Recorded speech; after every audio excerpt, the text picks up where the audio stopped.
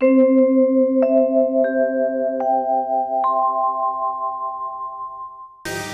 भगवान ने चतुर्भुज रूप से ब्राह्मण को दर्शन दिया है। राजा बलि के यज्ञ में गए हैं। राजा बलि ने स्वागत किया है। स्वागतम ते नमस्तुभ्यम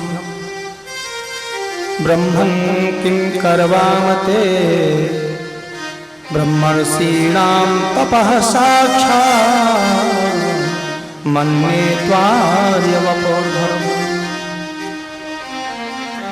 हे ब्राह्मण देव, आपको स्वागत है।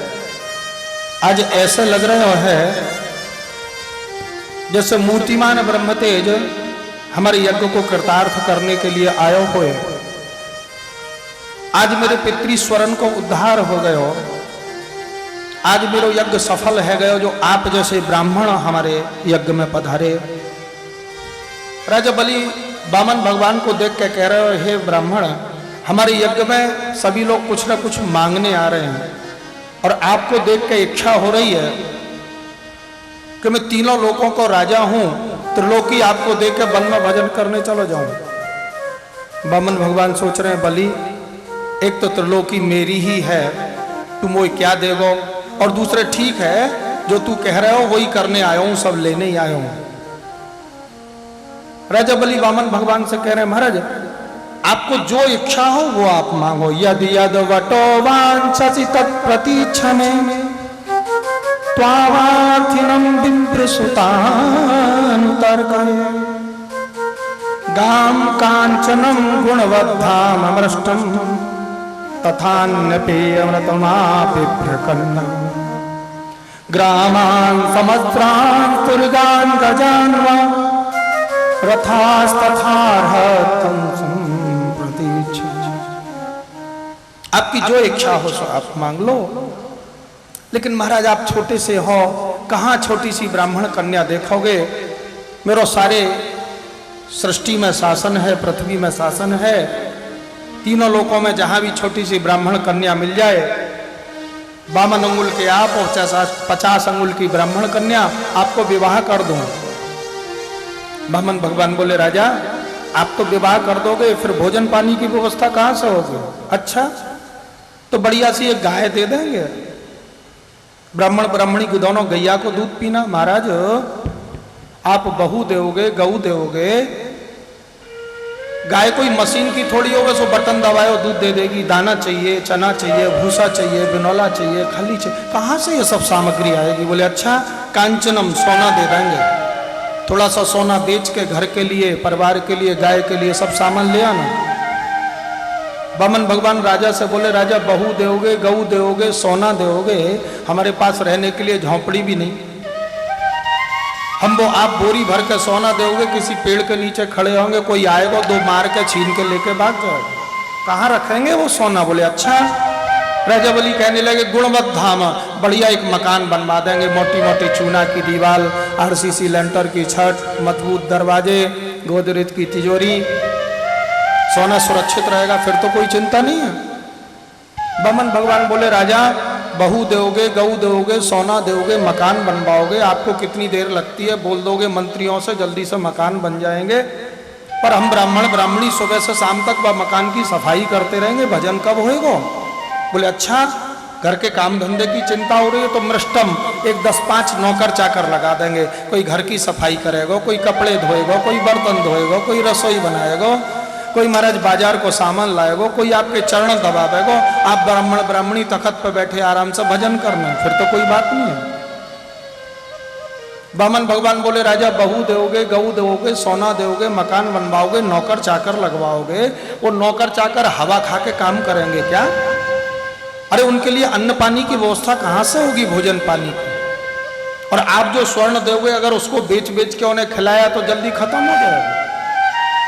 राजा बलि बोले, अच्छा, तो तथा अन्न पेयम, अन्न पानी की व्यवस्था भी हमारे द्वारा, महीने के महीने सब सामान पहुंच जाएगा, सब्जी पहुंचती रहेगी, दाल चावल घी तेल मसाला, घर के जितने भी सामग्री आपको, आपके परिवार को, नौकरों को चाहिए, आवश्यक सब वस्तु हमारे द्वारा आपको उपलब्ध कराई जाएंगी, फिर तो कोई बात नहीं है। वामन भगवान बोले, राजा बहू दोगे, गऊ दोगे, बहू दोगे, गऊ दोगे, सोना दोगे, मकान बनवाओगे, नौकर चाकर लगवाओगे, अन्न पानी की व्यवस्था करोगे, कब तक? मेरी उम्र 8 वर्ष, आपकी उम्र 60 वर्ष।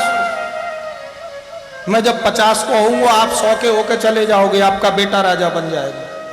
आप तो सब व्यवस्था करते रहोगे, और आपके बेटा ने आते ही अगर बदल दी व्यवस्था कि ये जो सबको दिया जाता है ये सब बंद कर दो, फिर उस समय तो हमारा भी परिवार बढ़ जाएगा, हमारे नौकर चाकरों के भी परिवार की वृद्धि हो जाएगी, तब कहाँ से आवेगी सब व्यवस्था? बोले अच्छा, तो ग्रामान समुद्रान, एक 10, 20, 50 समृद्धशाली गांव की आपको जमींदारी लगा दें, फिर तो बस सब व्यवस्था आपकी हो जाएगी, छोटे मोटे जमींदार हो जाओगे, राजा।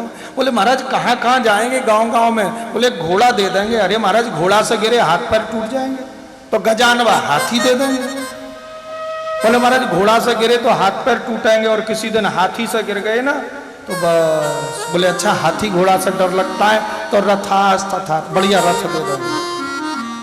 बामन भगवान बोले राजा, मैंने तुम्हारी जितनी भी प्रशंसा सुनी थी ना, सब थोड़ी है। तुम्हारे पिता बैरोचन कैसे दानी थे, एक ब्राह्मण को अपनी आयु दे दी थी। तुम्हारे दादा प्रहलाद कितने बड़े भक्त थे, और तुम्हारे परदादा हिरण्यकश्यप कैसे वीर थे, नरसिंह भगवान को भी युद्ध करने में पसीने आ गए थे। तो बलि, तेरे अंदर तेरे परदादा जैसी शक्ति, तेरे दादा जैसी भक्ति, और तेरे पिता जैसी उदारता है। राजा बलि ने सोचा, है तो ये बालक 8-10 वर्ष को, बात कर रहे हो हमारे पिता बाबा परबाबा की। राजा बलि ने पूछा, ब्राह्मण देव, उम्र तो आपकी थोड़ी सी है, और हमारे पुरखों की बात, आपने हमारे बाबा परबाबा पिता देखे क्या? बामन भगवान बोले, हाँ सुने, हाँ लंबा किया, सुने शॉर्ट में, मतलब हाँ देखे थे। बामन भगवान मांगनो सिखा रहे हैं।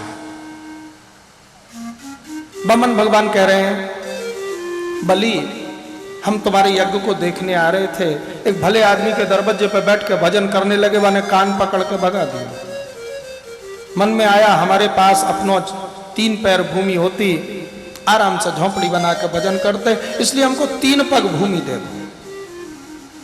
तस्मात् तत्तो महीनीषत् व्रणेऽहं वरदर्शभा पदानि त्रीणि दैत्येन्द्रो सम्मितानि पदा मम। राजा बलि कहने लगे, महाराज माना के ब्राह्मण संतोषी होते हैं, लेकिन बुद्धिमान भी तो होते हैं। कभी कोई बढ़िया यजमान मिल जाए तो कई पीढ़ी की व्यवस्था कर लेनी चाहिए। अरे मैं त्रिलोकी को राजा हूं, आप 3 पैर भूमि मांग रहे हो, 3 गांव मांग लो, 3 राज्य मांग लो, 3 नगर मांग लो, 3 देश मांग लो, त्रिलोकी मांग लो महाराज। कोई कुबेर के पास जाके कुबेर से 1 मुट्ठी चना मांगे, इसमें तो कुबेर को भी अपने 1 मुट्ठी मांगने हीरा जवाहरात मांगो, महाराज थोड़ा अधिक मांग लो। बामन भगवान कह रहे, राजा बलि तुम्हें क्या है, जल्दी से दे दोगे, पर हमें तो वो तुम्हारी दी हुई संपत्ति को संभालते संभालते पूरा जीवन निकल जाएगा। ये श्वास इन जड़ चीजों को संभालने के लिए नहीं मिली है, ये श्वास चेतन भगवान को भजन करने के लिए मिली है। छोटा सा मकान, झाड़ पहुंच लो, भजन करो आराम से। बड़ा मकान हो, पूरा चिंता उस जीवन उसमें ही निकल जाता है। इस कमरे को ठीक करवाओ, इस दरवाजे को ठीक करवाओ, इस छत को ठीक करवाओ, इस मकान की पुताई करवाओ, इस मकान में ये करो, राधे राधे। इसलिए ज्यादा नहीं, केवल 3 पैर भूमि चाहिए।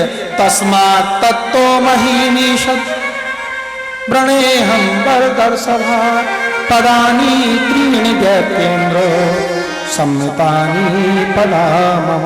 3 पैर भूमि के ऊपर झगड़ा हो रहा है। बामन भगवान कह रहे ज्यादा नहीं चाहिए, राजा बलि कह रहे हो ज्यादा मांगो। उसी समय महाराज शुक्राचार्य जी यज्ञ करा रहे थे, ब्राह्मण लोग हाथ में पद्धति लेकर बैठे थे। एक ब्राह्मण ने वेद मंत्र बोला, इदम विष्णु विचक्रमे तेदान ददे पदम समूढ़ मत्स्य पागुं श्रे स्वाहा। या वेद मंत्र को यह अर्थ हो कि देखो ये विष्णु आ गए बामन के रूप से। 3 पैर भूमि मांग के 2 पग में त्रिलोकी नाप ले। शुक्राचार्य जी ने जैसे ही वेद मंत्र सुना, शुक्राचार्य जी सोचने लगे वेद में जो मंत्र लिखा है वैसा ही अब हो रहा है। अब भी हमारे राजा को नाम बलि है और ये वामन रूप से जरूर भगवान विष्णु ही आए होंगे। इतिहास को पुनरावर्तन हो रहा है, पहले त्रेता युग में जो हुआ था वही अब हो रहा है। हिस्ट्री रिपीट सेल्फ, जैसा पहला हुआ वैसा अब हो रहा है, जैसा अब हो रहा है वैसा आगे चल के होएगा। शुक्राचार्य जी ने सोची पहले जो भयो सो भयो अब नहीं होने दूंगा, दौड़ के पहुंच गए बलि से, बोले बलि ये विष्णु है, वामन बन के आए हैं, 3 पैर भूमि का वचन दे रहे हो, 2 पैर में त्रिलोकी नाप लेंगे, तीसरे पैर के लिए स्थान कहां से दोगे? और वचन दे के पूरा न करो तो महाराज नरक में जानो पड़े। बलि बोला महाराज गुरुजी आप कह रहे हो वचन दे के अगर पूरा न करो तो नरक में जानो पड़े, तो मैं तो वचन दे चुका हूं, 3 गांव ले लो, 3 नगर ले लो, 3 राज्य ले लो महाराज, पूरी त्रिलोकी ले लो। गुरु जी समझा रहे हैं बेटा ऐसा दान नहीं करना चाहिए जब में सब कुछ नष्ट हो जाए। गुरु जी आप तो संकल्प कराओ। बलि की पत्नी विंध्यावली सोने की झारी लेके आ गई। गुरु जी अंतर ध्यान हो गए, गुस्सा होकर चले गए और गए कहीं नहीं, गायब होके और छोटा सा रूप धारण करके गंगा सागर की टोटी में जाके बैठ गए। जब विंध्यावली सोने की झारी से जल गिरने लगी, झारी की टोटी में बैठे थे, पानी नहीं निकलो, वामन भगवान समझ गए गुरु जी को काम है, वो अंदर से जाके पानी में से डुबकी लगा के उसमें से जल न निकले इस तरह से बैठ गए। वामन भगवान ने कुशा की आसन लगा रखी थी, एक कुशा की आसन निकाल के गंगा सागर की टोटी में चलाई। शुक्राचार्य जी की आंख में कुशा लगी, एक आंख गोविंदाय नमो नमः, पक्के शुक्राचार्य हो गए। बाहर निकल के आए, आंख फूट गई थी, गुस्सा आ रही थी, क्रोध कर रहे थे बलि को। अब शब्द कहने लगे बड़ा विद्वान बनता है, बड़ा दानी बनता है, गुरु की बात नहीं मानता है, जा तेरी संपत्ति नष्ट हो जाए, तेरा राज्य नष्ट हो जाए। वामन भगवान बोले बलि ये तेरे गुरु होने लायक है क्या? अरे गुरु तो शिष्य का कल्याण चाहता है, छोड़ दे ऐसे गुरु को, हमको गुरु बना ले, हम भी पढ़े लिखे। उसी समय वामन भगवान ने अपने गुरु को त्याग किया है, बलि ने अपने गुरु को त्याग किया है और वामन भगवान को गुरु बनाया है।